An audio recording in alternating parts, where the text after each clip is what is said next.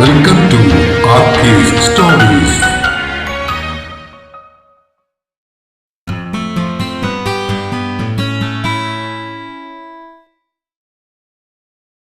Love in Goa NIT love story last part. രചനയും അവതരണവും രഘുദാസ് കാട്ടുങ്കൽ. കുറച്ച് മാസങ്ങൾക്ക് ശേഷമുള്ള ഒരു ദിവസം, സന്ധ്യയോടടുത്ത സമയം. പുണരാൻ കൊതിച്ച് അരികത്ത് എവിടെയോ രാത്രി എന്ന കാമുകൻ ഒളിഞ്ഞിരിക്കുന്നുണ്ടെന്നറിഞ്ഞ് ചുവന്നു തൊടുത്തു നിൽക്കുന്ന മാനം. ശങ്കരമംഗലം തറവാട്ടിൽ നിന്നും കുറച്ച് മാറിയുള്ള തറവാട് വക ദുർഗാക്ഷേത്രം. ഭാരതപ്പുഴയുടെ തീരത്തായി ചെങ്കല്ലിൽ തീർത്ത മതിലുകളും ചുവരുകളുമൊക്കെയുള്ള പുരാതനമായ ഒരു അമ്പലം. അമ്പലത്തിന് മുന്നിലെ വിശാലമായ മൈതാനത്തിനരികിൽ പടർന്ന് പന്തലിച്ചു നിൽക്കുന്ന വലിയൊരു ആൽമരത്തിനു ചുറ്റും കെട്ടി ഉയർത്തിയ ആൽത്തറയിലിരിക്കുന്ന അസിയും ദിയയും. പുഴയിൽ നിന്നും വീശുന്ന കാറ്റിൽ ആ ആലിലകൾ തലവില കൂട്ടിക്കൊണ്ടിരിക്കുന്നു. ഡാസി, അവരെന്നാ വരാൻ വൈകുന്നേ?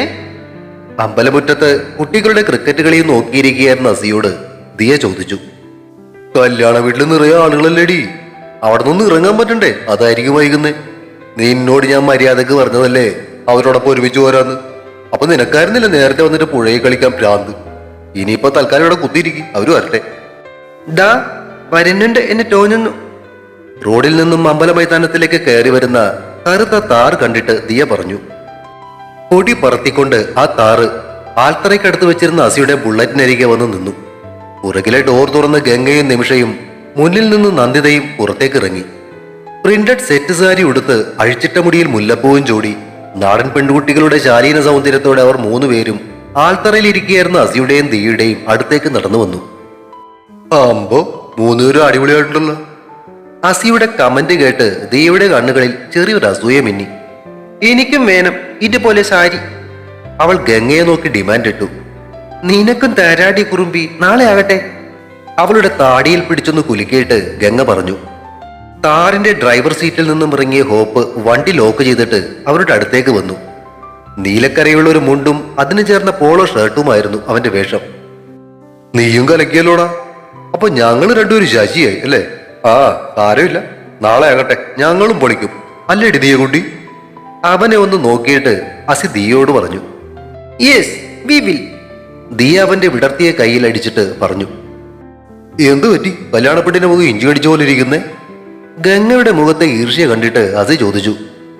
അതോ, അതിവളെ ആരുഷനോട് അവന്റെ ആളുകളെയും കൂട്ടി ഇന്ന് ഇവിടെ വന്ന് ഹോട്ടലിൽ റൂം എടുത്ത് സ്റ്റേ ചെയ്യുന്ന കാര്യം പറഞ്ഞിരുന്നു. അതവ സമ്മതിച്ചില്ല. അതിന്റെ ചൊരുക്ക പെണ്ണിന്. നിമിഷ അവളെ കളിയാക്കി. പിന്നെ അവൻ വന്നില്ലേ, എനിക്കെന്നാ? അവൾ നിമിഷയെ നോക്കി ചിറി കൊട്ടി. What is ചൊരുക്ക്? ദിയ പതിവ് സംശയത്തോടെ അസിയെ നോക്കി. ഓ എടി മോളെ, ഈ ചൊരുക്കെന്ന് പറഞ്ഞാലേ ഒരു തരം ദേഷ്യം എന്ന് പറയാം. എങ്കിൽ പിന്നെ അങ്ങനെ പറഞ്ഞാ പോര്? അടുത്ത സംശയം. ദേ കിടക്കണ്. നീയേ ദേ അത് അവളോട് തന്നെ അങ്ങ് ചോദിക്ക്. നിമിഷയുടെ നേരെ കൈ ചൂണ്ടിയിട്ട് അസി ദിയോട് പറഞ്ഞു. എന്റെ പൊന്നു മോനെ, ആളെ വിട്. ദേ, നിങ്ങൾ വന്നേ, നമുക്ക് തൊഴുതിട്ട് വരാം. ഗംഗയുടെ കയ്യിൽ പിടിച്ചു വലിച്ചുകൊണ്ട് നിമിഷ പറഞ്ഞു. അതെ, നീ വരുന്നില്ലേ? ആൽത്തറയിലേക്ക് ഇരുന്ന ഹോപ്പിനോട് നിമിഷ ചോദിച്ചു. ഏയ്, ഞാൻ ഇവരോടൊപ്പം ഇവിടെ ഇരിക്കാം, നിങ്ങൾ പോയിട്ട് വാ. മര്യാദക്ക് വാടചക്ക.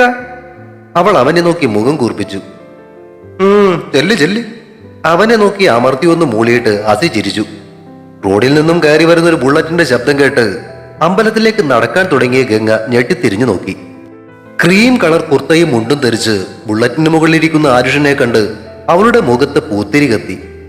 അവന്റെ ചെഞ്ചുണ്ടിൽ പുഞ്ചിരി പൂത്തു, അയ്യാ കണ്ണാടി പുഴയിൽ വിരിയണ കുളിരല പോലെ.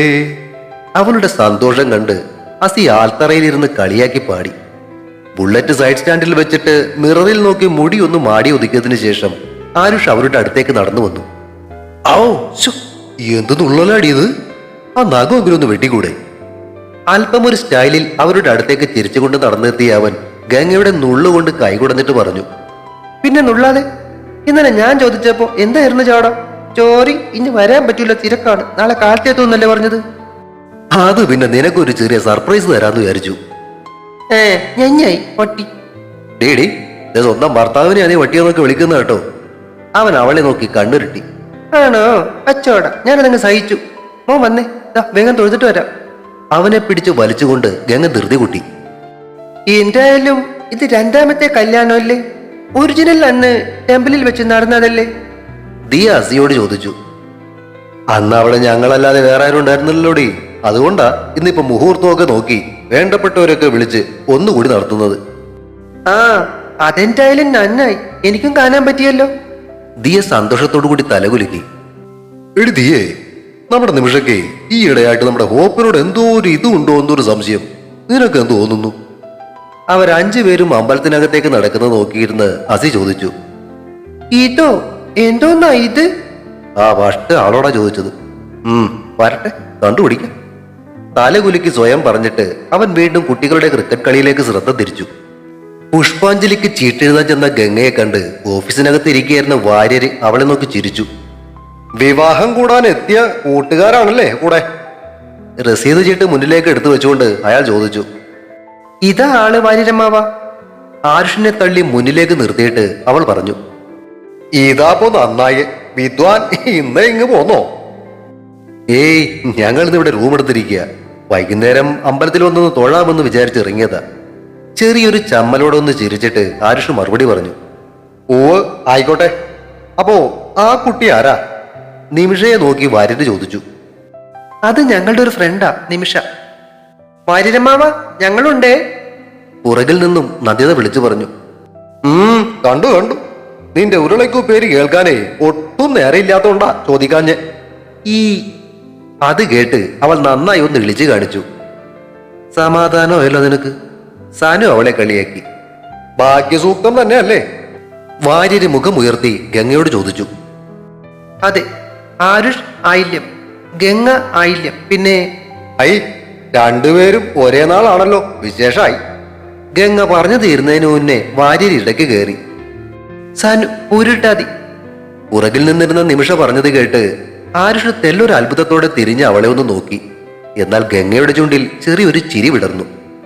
പിന്നെ നിമിഷ ഉത്രട്ടാതി, നന്ദിത അവിട്ടം. അതുകൂടി എഴുതിക്കൊള്ളു വാര്യരമ്മാവ. ആരുഷിനെ നോക്കി ഒന്ന് കണ്ണു ചിമ്മി കാണിച്ചിട്ട് ഗംഗ കൂട്ടിച്ചേർത്തു. ശ്രീകോവിലിനകത്തെ നിലവിളക്കുകളുടെ പ്രകാശത്തിൽ പ്രഭചൊരിഞ്ഞു നിൽക്കുന്ന സർവാഭരണ വിഭൂഷിതയായ ദുർഗാദേവിയുടെ വിഗ്രഹത്തിൽ കണ്ണുനട്ട് പ്രാർത്ഥനയോടെ നിൽക്കവേ ഒരു സാമ്രാജ്യം കീഴടക്കിയ സന്തോഷമായിരുന്നു ഗംഗയുടെയും ആരുഷിന്റെയും മുഖത്ത്. തൊഴുതിറങ്ങി ചുറ്റമ്പലത്തിന് പുറത്തേക്ക് കടന്നപ്പോ കയ്യിലിരുന്ന ഇലച്ചാന്തിൽ നിന്നും ചന്ദനം വിരലിലേക്കെടുത്ത് ആരുഷിന് നേരെ തിരിഞ്ഞ ഗംഗ കണ്ടത് സനുവിനെ ചന്ദനം തൊടിയിക്കുന്ന നിമിഷയെ നോക്കി നിൽക്കുന്ന ആരുഷിനെയാണ്. അതെ, നമ്മുടെ ഈ നിമിഷയുടെ പെരുമാറ്റത്തില് ഒരു സ്പെല്ലിംഗ് മിസ്റ്റേക്ക് തോന്നുന്നുണ്ടല്ലോടി. തന്റെ നെറ്റിയിൽ കുറിവരക്കാൻ കൈകൾ നീട്ടുന്ന ഗംഗയുടെ മുന്നിൽ തലയൊന്ന് കുനിച്ചു കൊടുത്തുകൊണ്ട് അവൻ ചോദിച്ചു. ചൂണ്ടുവിരൽ ചുണ്ടുകൾക്ക് കുറുകെ വെച്ച് ശബ്ദിക്കാതിരിക്കാൻ പറഞ്ഞിട്ട് ആരുഷിനെയും വലിച്ച് അവൾ പതുക്കെ പുറത്തേക്ക് നടന്നു. അതെ, ഒരു രഹസ്യം പറയാം. കുർത്തയിടുകയായിരുന്ന അവന്റെ കാതിനരികിലേക്ക് മുഖം ചേർത്ത് ഗംഗ പറഞ്ഞു. എന്താ? നമ്മുടെ നിമിഷക്കുട്ടിക്ക് പണ്ട് നമ്മുടെ സനുവിനോട് ചെറിയൊരു ഇഷ്ടമുള്ളതുപോലെ എനിക്ക് തോന്നിയിട്ടുണ്ട്. പക്ഷെ ഇതുവരെ അവൾ എന്നോടൊന്നും പറഞ്ഞിട്ടില്ല. ഒരുപക്ഷെ അന്ന് അനഘം ഉണ്ടായിരുന്നുകൊണ്ടാവാം. ഈ ഇടയായിട്ടേ അവൻ അടുത്തുള്ളപ്പോ പെണ്ണിന് ഇച്ചിരി ഇളക്കം കൂടുതലാ. എവിടെ വരെ പോകുമെന്ന് നോക്കാം. ആരുഷിന്റെ കൈകളിൽ കൈകോർത്ത് നടക്കുന്നതിനിടയിൽ പുറകെ നടന്നു വരുന്ന നിമിഷയെയും സനുവിനെയും പതുക്കെ ഒന്ന് തിരിഞ്ഞു നോക്കിയിട്ടായിരുന്നു അവൾ പറഞ്ഞത്. അതേതായാലും കൊള്ളാം. തലകുലുക്കി സമ്മതിച്ചിട്ട് ആരുഷ് അവളോടൊപ്പം ആൾക്കാരുടെ അടുത്തേക്ക് നടന്നു. ആരു, നിന്നോടേ ഒരു കാര്യം ചോദിക്കാണ്ടായിരുന്നു. എന്താടാ സി? നിന്റെ ചേട്ടൻ കല്യാണത്തിന് വരുന്നുണ്ടോടാ? എങ്കിൽ ഒരു സീൻ ഉണ്ടാക്കായിരുന്നു. ഏയ് ഇല്ല, പുള്ളിക്ക് ലീവില്ല എന്നും പറഞ്ഞ് വിളിച്ചിരുന്നു. ലീവ് കിട്ടാൻ സാധ്യത ഉണ്ടാവില്ലെന്ന് എനിക്ക് തോന്നി. എന്തായാലും ഒരു ചളിപ്പുണ്ടാവുമല്ലോ. മതി, അത് അവസാനിപ്പിച്ച ഒരു ചാപ്റ്റർ അല്ലേ, ഇനി അത് കുത്തിപ്പൊക്കണ്ട. നിമിഷ അസിയോട് കയർത്തു. അതല്ലടി, ഇടി നാളെ ഒരിക്കലേ അങ്ങനെ കാണുമ്പോ ഇവൾക്ക് വല്ല പ്രശ്നം ഉണ്ടാവുമെന്നറിയാൻ ഞാൻ ചോദിച്ചെന്നേ ഉള്ളൂ. എനിക്കെന്താ പ്രശ്നം? ഗംഗ അവനെ ഒന്ന് കൂർപ്പിച്ചു നോക്കി. എടാ, അങ്ങേര് ഇന്നെന്റെ ആരുമല്ല. എന്റെ മനസ്സിൽ പോലും ഒരു സ്ഥാനമില്ലാത്ത ഒരാള്. ഇനി പുള്ളി എന്റെ മുന്നിൽ വരുമ്പോ ഞാൻ മുഖത്തേക്ക് നോക്കി ചേട്ടാ എന്ന് എന്നെ വിളിക്കും. ഇവന്റെ ചേട്ടൻ എന്റെയും ചേട്ടൻ, അത്രേ ഉള്ളൂ. അതോർത്തേ നീ ഒന്നും വിഷമിക്കണ്ട കേട്ടോ. പിന്നെ അല്ലാതെ നമ്മുടെ ചേച്ചി ആരാ മോള്? നന്ദിത ഗംഗയെ പിന്താങ്ങി. അതല്ല ഞാൻ ചോദിച്ചത്, പുള്ളി നിന്നെ ഇപ്പൊ തേച്ചില്ലായിരുന്നെങ്കിലേ എന്തായനെപ്പോ? എടാ സി, അതിനായി വിധി എന്ന് പറയുന്നത്. ഇവൾ ആരുഷിന്റെ സ്വന്തമാവണമെന്നതാ വിധി. അതുകൊണ്ടാവും മറ്റൊരു പെണ്ണ് അവന്റെ ജീവിതത്തിലേക്ക് വന്നതും അവൻ ഇവളെ തേച്ചിട്ട് പോയതും ഇവൾ ബാംഗ്ലൂരിൽ നിന്ന് ഗോവയിലേക്ക് വന്നതും. ഹോപ്പ് പറഞ്ഞത് കേട്ട് നിമിഷ തലകുലുക്കി. അവിനാശിനെ ബാംഗ്ലൂരിൽ വെച്ച് ആദ്യമായി കണ്ടപ്പോ അവനോട് എനിക്ക് അടുപ്പം തോന്നി എന്നത് നേര് തന്നെയാ. അവനോട് തോന്നിയ അടുപ്പം എന്തായിരുന്നു എന്ന് നിർവചിക്കാനൊന്നും എനിക്കറിയില്ല. രക്തബന്ധം ഇല്ലെങ്കിൽ പോലും മനസ്സിൽ സ്വന്തം ചേട്ടന്റെ സ്ഥാനം തന്നെയാ ആരു അവന് നൽകിയിട്ടുള്ളത്. ഒരുപക്ഷെ അതുകൊണ്ടാവും എനിക്ക് അവനോടൊരു അടുപ്പം തോന്നിയത്. അവനോടൊപ്പം പുറത്തു പോകുന്നതും സമയം ചെലവഴിക്കുന്നതും ഒക്കെ എനിക്കും ഇഷ്ടം തന്നെയായിരുന്നു. പക്ഷേ 1-2 പ്രാവശ്യം അവൻ ആദരവിട്ട് പെരുമാറാൻ ശ്രമിച്ചപ്പോഴൊക്കെ എന്റെ ശരീരം മാത്രമല്ല മനസ്സ് പോലും അന്ന് അത് എതിർക്കുകയാ ചെയ്തത്. ആരു, ഞാൻ ഈ പറഞ്ഞത് കേട്ടിട്ട് നിനക്ക് വിഷമം വല്ലതുണ്ടോടാ? പറഞ്ഞു വന്നത് നിർത്തിയിട്ട് ആരുഷിന്റെ കണ്ണുകളിലേക്ക് നോക്കി ഗംഗ ചോദിച്ചു. എന്തിന്? എടി പെണ്ണ്, നിന്നെ കാണുന്നതിന് മുന്നേ എനിക്കുണ്ടായിരുന്നു 2-3 കൃഷികൾ. സ്കൂളിൽ പഠിക്കുമ്പോൾ, പിന്നെ കോളേജിൽ പഠിക്കുമ്പോൾ. മനുഷ്യനായി ജനിച്ചാൽ അതൊക്കെ നാച്ചുറൽ അല്ലേ പെണ്ണേ? പക്ഷെ നിന്നെ ആദ്യമായി കണ്ടപ്പോൾ തോന്നിയ ഒരു ഫീൽ ഉണ്ടല്ലോ, അതൊരു 1-1.5 ഫീല് തന്നെയായിരുന്നു മോളെ. മറ്റുള്ളവർ നിൽക്കുന്നത് ശ്രദ്ധിക്കാതെ ചുണ്ടുകൂർപ്പിച്ച് അവനെ നോക്കി ഉമ്മ നൽകിയിട്ട് അവൾ തുടർന്നു. അവിനാശ് എന്നെ വിട്ടു പോയപ്പോ വഴിയരികിൽ തനിച്ചായിപ്പോയൊരു നിസ്സഹായതയായിരുന്നു ഉള്ളി തോന്നിയത്. ആ വിഷമത്തിൽ നിന്ന് ഒളിച്ചോടനായിട്ടാ ഗോവയിലെത്തിയതും ഡ്രഗ്സിൽ അഭയം പ്രാപിച്ചതും. പക്ഷെ ഇവനെ കണ്ടപ്പോ കളഞ്ഞുപോയൊരു കളിപ്പാട്ടം തിരികെ കിട്ടിയ കുട്ടിയുടെ ആഹ്ലാദമായിരുന്നു എന്റെ മനസ്സിൽ നിറഞ്ഞത്. മറ്റെല്ലാം ഞാൻ മറന്നു.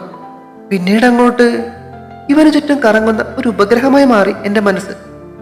മനഃപൂർവ്വം കാര്യങ്ങളുണ്ടാക്കി തല്ലുപിടിക്കുമ്പോഴും മനസ്സ് തുള്ളിച്ചാടുകയായിരുന്നു. ഡാസി, നിനക്കിത് എന്തിന്റെ കേടാ ഇപ്പൊ ഇതൊക്കെ ചോദിക്കാനായിട്ട്? നിമിഷ അവനെ നോക്കി മുഖം കൊട്ടി. ഇടി, അതെ, നമ്മുടെ ഓഫീസിലെ ചിലർക്കല്ല ഒരു സംശയം. ഇവന്റെ ചേട്ടനായ അവിനാശിനെ ഇനി കാണുമ്പോഴേ ഗംഗയുടെ മനസ്സിൽ എന്തെങ്കിലും പ്രശ്നം ഉണ്ടാവുമെന്ന്. അതിനുള്ള ഉത്തരം ഗംഗയുടെ വായിൽ നിന്ന് തന്നെ അവന്മാരെ നേരിട്ടൊന്ന് കേൾപ്പിക്കാൻ വേണ്ടിയാ ഞാൻ ഈ ചോദ്യം ചോദിച്ചത്. മൊബൈൽ ഫോണിന്റെ സ്പീക്കർ ഓഫ് ചെയ്ത് കോൾ കട്ട് ചെയ്തുകൊണ്ട് അസി മറുപടി നൽകി. അത് ശരി, അതാർക്കാണ് എനിക്കില്ലാത്ത പ്രശ്നം? ആരുഷ് അവന്റെ നേരെ തിരിഞ്ഞു. അത് വിട്. അപ്പോ ഇനി എന്താ നമ്മുടെ അടുത്ത പരിപാടി? ആൽത്തറയിൽ നിന്നും എഴുന്നേറ്റിട്ട് അസി ചോദിച്ചു. കുറച്ചു നേരം ഇവിടെ ഇരുന്നിട്ട് തിരികെ പോകാം, അതുപോലെ. ഗംഗയെ ഒന്ന് നോക്കിയിട്ട് ആരുഷ് മറുപടി പറഞ്ഞു. നമുക്ക് പുഴയോരത്തേക്കൊന്ന് പോയാലോ? കുറച്ചു നേരം അവിടെ ഇരിക്കാം, അത് കഴിഞ്ഞ് തിരികെ പോകാം, അതുപോലെ. ആരുഷിന്റെ തോളിലേക്ക് ചാരി അവന്റെ കണ്ണുകളിലേക്ക് നോക്കി ഗംഗ ചോദിച്ചു. ഓ, ഞങ്ങൾ ഇത്രയും നേരം പുഴയുടെ തീർത്ത് തന്നെയായിരുന്നു. വലിയ താല്പര്യമില്ലാത്ത മട്ടിൽ അസി തല കുലുക്കി. അത് സാരമില്ല, രാത്രിയാ പുഴയുടെ തീരത്തിരിക്കാൻ രസം. നീ കണ്ടിട്ടില്ലല്ലോ, വാ. ആരുഷിനെയും വലിച്ച് ബുള്ളറ്റിന്റെ അടുത്തേക്ക് നടന്നുകൊണ്ട് ഗംഗ പറഞ്ഞു. അതിനു മുന്നേ ഒരു കാര്യം ചോദിക്കട്ടെ. അന്ന് ഗുജറാത്തിലെ അമ്പലത്തിൽ നിന്നും പിരിഞ്ഞതിന് ശേഷം പിന്നീട് നടന്ന കാര്യങ്ങളൊന്നും നിങ്ങൾ ഞങ്ങളോട് പറഞ്ഞിട്ടില്ല. ഒരിക്കൽ ചോദിച്ചപ്പോ പിന്നെ പറയാന്ന് പറഞ്ഞു കഴിഞ്ഞു. അത് ഇപ്പോ പറയാന്നുണ്ടെങ്കിലേ നമുക്ക് പുഴയോരത്തേക്ക് പോകാം എന്ന് പറയുന്നു. ബുള്ളറ്റിന്റെ അടുത്തേക്ക് നടക്കുന്ന ആരുഷിനോടും ഗംഗയോടും അസി ചോദിച്ചു. എടാ, അതെ, ഒരു രാത്രി കൊണ്ട് പറഞ്ഞു തീർക്കാവുന്ന ഒരു സംഭവമൊന്നുമല്ല. എടാ, എൽസിലാക്കിയെ രക്ഷിച്ച കാര്യം പറഞ്ഞാൽ മതിയെന്ന്. അതെങ്ങനെയായിരുന്നു എന്ന് പറ. എടാ ഗോപ്പ, അതാ പറഞ്ഞത്. അത് ഒറ്റ ഇരിപ്പിൽ പറഞ്ഞു തീർക്കാൻ പറ്റിയ കാര്യമല്ല എന്ന്. അതിനു മുന്നേ ഒരുപാട് കാര്യങ്ങൾ സംഭവിച്ചായിരുന്നു. പറഞ്ഞാ നീയൊക്കെ വിശ്വസിക്കുമെന്നറിയില്ല. ടൈം ട്രാവൽ വരെ ചെയ്തു. ടൈം ട്രാവലാ? അതേടാ, മനുഷ്യരൂപത്തിൽ ഭൂമിയിൽ കഴിഞ്ഞിരുന്ന അന്യഗ്രഹ ജീവികളെ നമ്മുടെ കാലത്ത് മാത്രമല്ല പഴയ കാലത്തേക്ക് യാത്ര ചെയ്ത് അവിടെയും ജീവിച്ചിരുന്നു. പുരാണകാലത്ത് പോലും അവരുണ്ടായിരുന്നു. ആ കാലത്തേക്കൊക്കെ ഞങ്ങൾക്ക് പോകേണ്ടിയും വന്നു. ബുള്ളറ്റിലേക്ക് കയറിയിരുന്നിട്ട് ആരുഷു പറഞ്ഞത് കേട്ട് അസി വാ വിളിച്ചു. എന്റെ അമ്മോ, അപ്പൊ അടിപൊളിയായിരിക്കുമല്ലോ സംഭവങ്ങൾ. അങ്ങനെയാന്ന് അത് എത്രയും പെട്ടെന്ന് പറയടാ. അസി ബുള്ളറ്റിന്റെ ഹാൻഡിലേക്ക് കൈവച്ചിട്ട് ആരുഷിനോട് പറഞ്ഞു. പറയാടാ, ഈ കല്യാണ തിരക്കൊന്ന് കഴിഞ്ഞോട്ടെ. ബുള്ളറ്റ് സ്റ്റാർട്ട് ചെയ്യുന്നതിനിടയിൽ ആരുഷ് അവനെ നോക്കി തലകുലുക്കി. അതാരെ ഇനിയിപ്പോ ഈ വരുന്നേ? അമ്പലപ്പറമ്പിലേക്ക് കയറി വരുന്ന ഇന്നോവയിലേക്ക് നോക്കി ആരോടൊന്നില്ലാതെ സനു ചോദിച്ചു. അവരുടെ അടുത്തേക്ക് വന്ന ആ ഇന്നോവയിൽ നിന്നും ബെല്ല ചാടി ഇറങ്ങി. ആരുഷിന്റെ അടുത്തേക്ക് ഓടിയെത്തി അവൾ ബുള്ളറ്റിൽ ഇരിക്കുകയായിരുന്ന അവനെ വട്ടമങ്ങ് കെട്ടിപ്പിടിച്ചു. ആരു, എത്ര നാളായിടാ കണ്ടിട്ട്. അവസാനം നായകനും നായിക ഒരുമിച്ചല്ലേ. I'm so happy for you man. അവനെ കെട്ടിപ്പിടിച്ചതെന്ന് പറയുന്ന ബെല്ലയെ കണ്ട് ഗംഗയുടെ മുഖം ചുളിഞ്ഞു. അവളുടെ ഒരു ആരും അലവലാതി. ഗംഗ പിറുപിറുക്കുന്നത് കേട്ട് നിമിഷ വാ പൊത്തി ചിരിച്ചു. അതെ, ഞങ്ങളൊക്കെ ഇവിടെ ഉണ്ട് കേട്ടോ. അസി പറയുന്നത് കേട്ട് ബെല്ല തല ഉയർത്തി അവനെ നോക്കി ചിരിച്ചു. സോറി ഗൈസ്, ഇവനെ കണ്ടപ്പോ ഞാൻ എല്ലാം മറന്നുപോയി. എവിടെ ഇവൾ എനിക്ക് പണി ഉണ്ടാക്കുമെന്ന് തോന്നുന്നേ. തല ആട്ടി പല്ല് കടിച്ചുകൊണ്ട് ഗംഗ വീണ്ടും പിറുപിറുത്തു. ഇന്നോവയുടെ ഡ്രൈവർ സീറ്റിൽ നിന്നും ഹിന്ദി സിനിമാ നടനെ പോലെയുള്ള ഒരുത്തിന് ഇറങ്ങി ആരുഷിന്റെ അടുത്തേക്ക് ചെല്ലുന്നത് കണ്ട് എല്ലാവരുടെയും നോട്ടം അവന്റെ നേർക്കായി. ആരു guys meet my fiancée Jithin. എന്നെ പോലെ തന്നെ ഒരു ഹാഫ് മലയാളി. ബെല്ല ആ ചെറുപ്പക്കാരനെ പരിചയപ്പെടുത്തി. ഹായ് ആരുഷ്. അയാൾ ആരുഷിന്റെ നേർക്ക് കൈ നീട്ടി. Hi Jithin, welcome bro. ബുള്ളറ്റിൽ നിന്നും താഴെ ഇറങ്ങി അവനെ ആശ്ലേഷിച്ചും കൊണ്ട് ആരുഷ് പറഞ്ഞു. ഗംഗയുടെ മുഖത്തേക്ക് നോക്കിയ നിമിഷ അവളുടെ മുഖത്തെ സന്തോഷം കണ്ട് ഊറിച്ചിരിച്ചു. ഗംഗ, നിമിഷ, രണ്ടുപേരും സുന്ദരികളായിട്ടുണ്ട് കേട്ടോ. അവർ രണ്ടുപേരുടെയും അടുത്തേക്ക് വന്ന ബെല്ല അവരെ ഇരുവരെയും ചേർത്ത് കെട്ടിപ്പിടിച്ചു. സോറി, ഈ കുട്ടി ആരാ? നന്ദിതയെ ചൂണ്ടി ബെല്ല ചോദിച്ചു. ബെല്ല ചേച്ചിയല്ലേ? എനിക്കറിയാം, ഞാൻ ഗംഗേച്ചിയുടെ കസിനാ. ബെല്ലയെ നോക്കി ചിരിച്ചുകൊണ്ട് നന്ദിത മറുപടി പറഞ്ഞു. എന്നാ പിന്നെ നമുക്ക് നീങ്ങിയാലോ? അധികം വൈകാതെ തിരിച്ചു പോണം, അമ്മാവൻ പ്രത്യേകം പറഞ്ഞിട്ടുള്ളതാ. വാച്ചിൽ നോക്കിയിട്ട് സനു ധൃതി പിടിച്ചു. നിങ്ങൾ എങ്ങോട്ടാ പോകുന്നേ? ജിതിൻ ചോദിച്ചു. അടിപൊളി, നിനക്കൊരു കൂട്ടായി. ദിയ പറയുന്നത് പോലെയുള്ള സംസാര രീതി കേട്ട് അസി ദിയയുടെ കാതിൽ പറഞ്ഞു. അതിന് അവന്റെ കയ്യിലൊരു നുള്ളലായിരുന്നു അവളുടെ മറുപടി. പിറ്റേ ദിവസം കാലത്ത് 10:30 ശുഭമുഹൂർത്തത്തിന് മുന്നേ അതിഥികളെല്ലാം തറവാട്ടുമുറ്റത്തൊരുക്കിയിരുന്ന വിശാലമായ പന്തലിലേക്ക് എത്തിക്കഴിഞ്ഞിരുന്നു. നിമിഷയുടെയും നന്ദിതയുടെയും ദിയയുടെയും ബെല്ലയുടെയും അകമ്പടിയോടെ പൊന്നിന്റെ നിറമുള്ള കസവിന്റെ കാഞ്ചീപുരം സാരി ചുറ്റി അതിമനോഹരിയായി ഗംഗ കല്യാണ മണ്ഡപത്തിലേക്ക് ഇറങ്ങി. കൂടെ ഒരുങ്ങിയിറങ്ങിയ ആ പെൺകുട്ടികളുടെ സൗന്ദര്യം കണ്ട് ആരെ നോക്കണമെന്നറിയാതെ കല്യാണ പന്തലിൽ ഉണ്ടായിരുന്ന ചെറുപ്പക്കാർ കുഴങ്ങി. മുഹൂർത്തമാകാറായി കേട്ടോ. കരയോഗം പ്രസിഡന്റ് പറഞ്ഞത് കേട്ട് അച്ഛന്റെയും അമ്മയുടെയും അടുത്തിരുന്ന് ആരുഷ എഴുന്നേറ്റു. ഗംഗ ഉടുത്തിരുന്ന അതേ നിറമുള്ള കുർത്തയും കസവിന്റെ മുണ്ടുമുടുത്ത അവനെ കണ്ട് പെൺകുട്ടിക്ക് പറ്റിയ ചെറുക്കനെന്ന് കല്യാണത്തിന് കൂടിയിരുന്നവർ അടക്കം പറഞ്ഞു.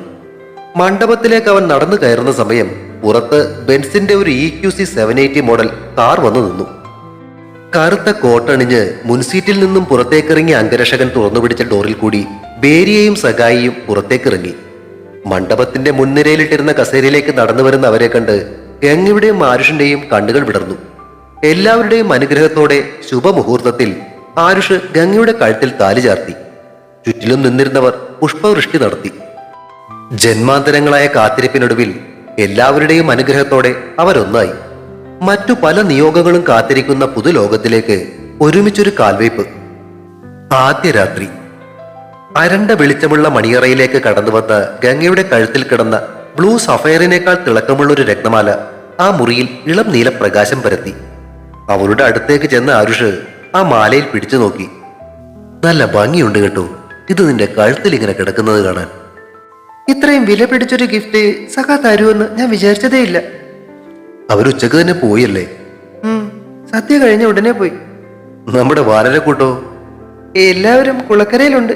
അവർ നാളെ കാലത്ത് പോകുമെന്നാ പറഞ്ഞ്. ആരു, നമുക്ക് അങ്ങോട്ട് പോയാലോ? എല്ലാവരും അവിടെ ഇരുന്ന് തള്ളിമറിക്കുന്ന കാര്യം ഓർക്കുമ്പോ കൊതിയാവുന്നു. ഇപ്പോഴോ? എടി പെണ്ണ, ഇത് നമ്മുടെ ആദ്യ രാത്രിയാ. ഓ, ഒന്ന് പോട ചക്ക.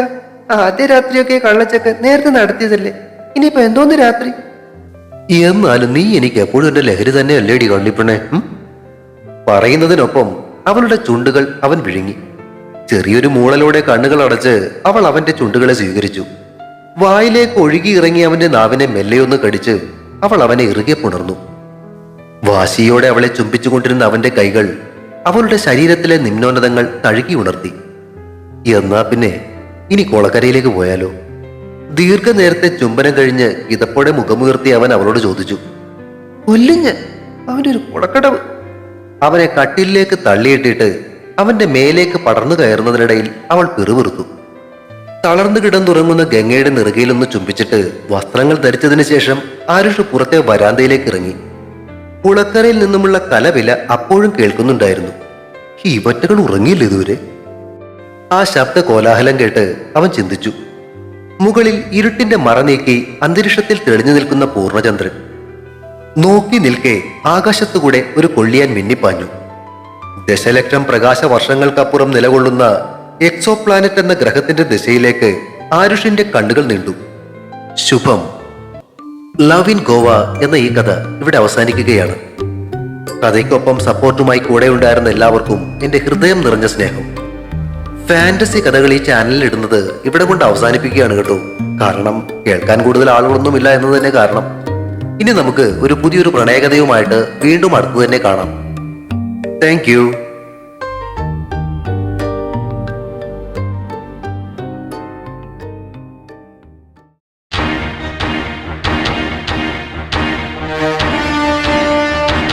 See you soon.